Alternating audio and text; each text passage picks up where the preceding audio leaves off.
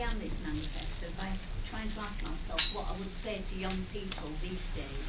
My opinions have changed 180 degrees from what they did at the time. I think there's no possible subversion or progress without ideas. In those days, just to destroy the system was what we had in mind. But you can't do that without ideas. Anyway,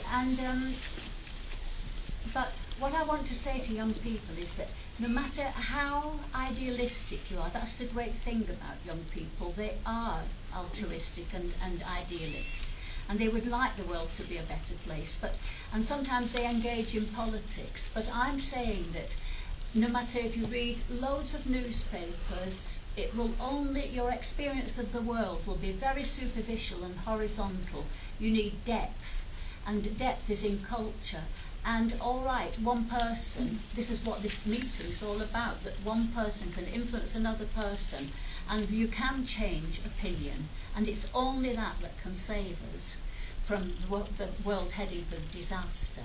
But I'm also saying on the individual level as well, get a life. It means if you have this, I just interrupt to say that the motto, get out what you put in. If you really invest in culture, you will have something that lasts you all your life. You will have the experience of a personal evolution and a progress. And you'll feel that every time you look at a word in the dictionary, you're helping to make the world a better place because you understand more yourself. Anyway, and by understanding the past, you also ask questions about how the world could be different. And we certainly do need a new ethic, because it's incredibly urgent. And I just did a show in Paris called Chaos Point. At the moment, all my things come together. My philosophy goes into my fashion as much as it can. And it's based really on a book by Irving Laszlo called Chaos Point. And that was the name of my collection. Irving Laszlo is somebody who's the president of something called the Club of Budapest. You might have heard of the Club of Rome. It's a similar thing. They were the people, the Club of Budapest, who tried to broker that Kyoto agreement.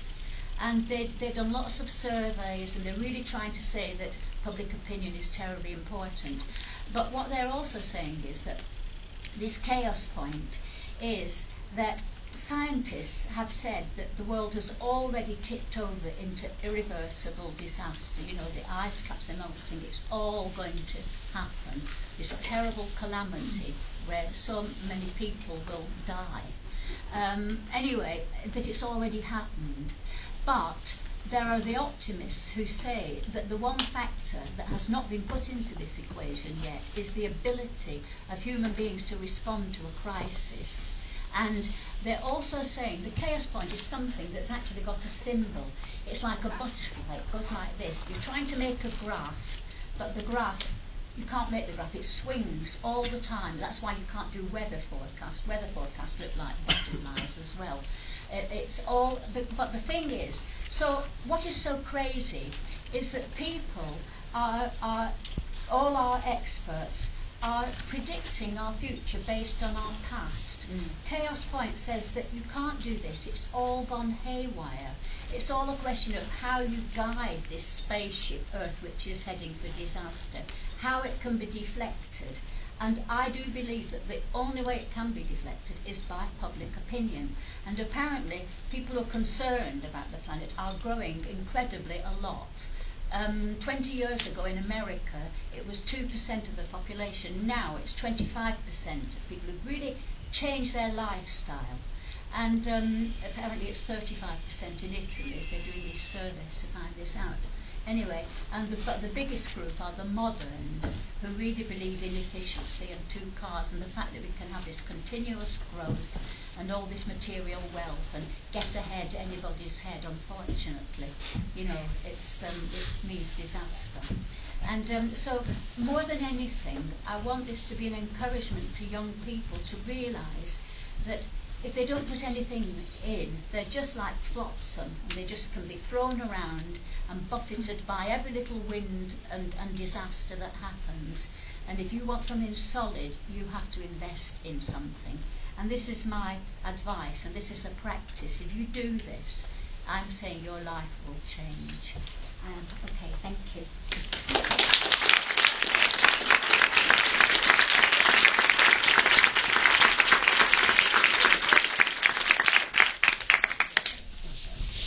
Does anybody have any questions?